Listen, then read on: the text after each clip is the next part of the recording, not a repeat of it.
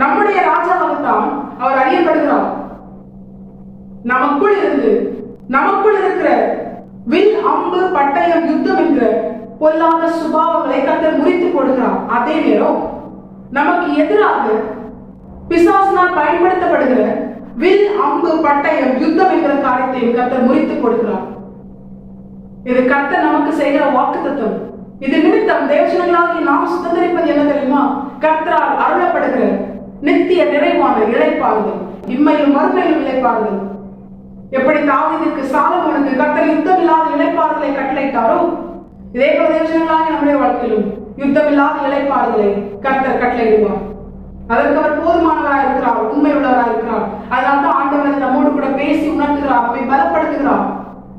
நம்முடைய வாழ்க்கை யுத்தம் இல்லாமல் சமாதானமா தேவஜனங்களாகி நாம் நமக்கு என கர்த்தரால் கொடுக்கப்பட்ட ஆசீர்வாதத்தை அனுபவிக்கும்படியா அவன் தந்த அத்தி மரத்தின் நிழலிலும் தந்தன் திராட்சை செடியின் நிழலிலும் பயப்படுத்துவார், இல்லாமல் உட்காருவான் என்று சேனைகளின் கர்த்தருடைய வாய் சொன்ன அந்த வாக்குத்தத்தத்தை தேவஜனங்களாகி நாம் சுதந்திரிக்கும்படியா கர்த்தர் கிருபை செய்வார்.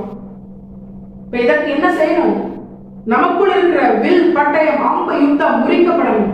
அதே போல நமக்கு எதிராக இருக்கிற வில், பட்டயம், அம்பு, யுத்தம் அது முறிக்கப்படணும். இதை நம்மால் செய்ய முடியாது. வசனம் சொல்கிறது அங்கே இருந்து கர்த்தர் இதை செய்கிறார் என்று.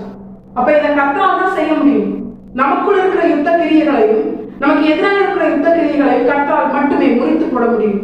கர்த்தர் ஒரு காரியத்தை முறித்து போட்டாரேயானால் மறுபடியும் அது எழும்பாது, மறுபடியும் அது கிரியை செய்யாது, அது அழிந்து போகும், ஒன்றுமில்லாமல் போகும்.